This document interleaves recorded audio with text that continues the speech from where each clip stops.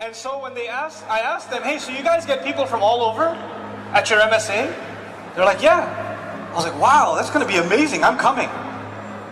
And so I went to the first meeting of the MSA. And when I went there, there were two guys. Those two guys that put up the flyer and a box of pizza and an empty room. That's all that was there. And I thought maybe I came to the wrong room because there was nothing really, there's no real reason. There was no DJ, there's no party, there's nothing going on. And so I'm about to walk out of there and these guys stopped me. They just sat me down, at least have some pizza before you go. And I sit down, I chat with them, we become a little bit friendly and start talking. And one of those friends later on used to give me a ride home. And this friend of mine, who I won't name today, eventually, even one day we were stuck in traffic, he pulled over at a masjid. He said, if you don't mind, I'm just going to go pray. He didn't tell me to pray. Because he used to hear me curse, use filthy language, criticize Islam, talk about how the Qur'an doesn't make any sense. I used to say all of these things. And he used to sit in the car and go, yep, nothing. No response, no debate, nothing. And one day we're stuck in traffic on the LIE and he pulls over, takes this exit, stops at some random masjid, little building, old warehouse building, and says, if you don't mind, I'm just going to go inside and pray. And with all of my arguments about being an agnostic or not believing in religion and all of it, something in me said, I need to go too. And I went inside the masjid. It was Maghrib. And when I prayed that Maghrib, it was the third rak'ah. I still remember. It was the third rak'ah that we joined. But I hadn't prayed in so long, I didn't even know how to pray. So I joined the third rak'ah, and when everybody said salam, I said salam with them. I didn't finish the prayer. I didn't know how much, but it felt really good. And that entire conversation, the rest of that trip, I didn't say anything. I just went back home and started looking up how to pray again. And started, thinking about how do I do this? That felt really amazing. And I got into this habit of trying to pray, and then I didn't know how to pray, so I would have him lead the prayer so I could follow along. He's the one who introduced me to the masajid around the Queens area.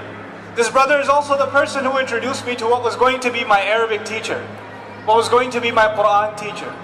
What I'm trying to tell you right now is that had it not been for the MSA, I wouldn't be standing here right now. I find it pretty incredible that I just led a prayer at the MSA National Convention, and my journey started with the MSA where I didn't even know how to make salah. I didn't even know. And so what I'm trying to tell you is that the next Nouman Ali Khan, the next Yasir Qadi, the next Sheikh Umar Sulaiman, the next Hamza Yusuf are in a campus somewhere now questioning God. They're Muslims, they were born in a Muslim family, but their questions haven't been answered.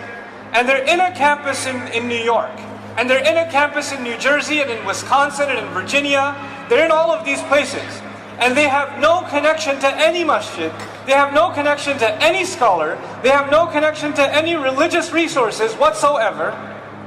They know as much about Islam as a non-Muslim would know. And that's not their fault. The only possible human connection they might have to Islam might be another Muslim on campus. Maybe. That might be it. That might be the only human connection they have.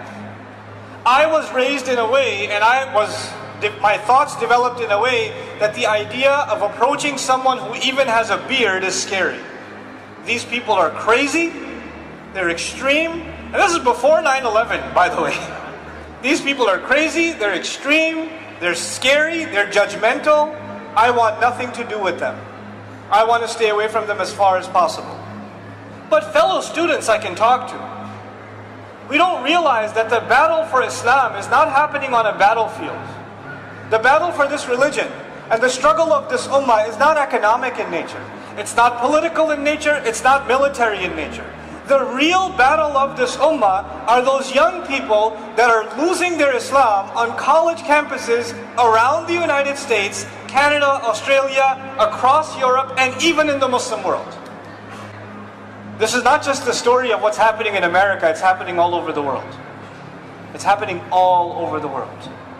What I'm trying to tell you is the struggle that you think you're happening in the deep, having in the deep South, or at the University of Texas at Austin, is not just the struggle of some 20, 30, 40 Muslims in a campus.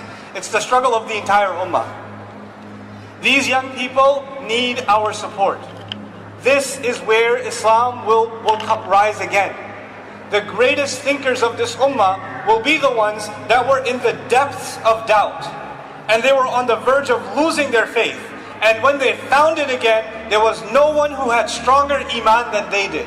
These young people are the future of this ummah. And if we don't invest in them, then I don't care how big our masajid get.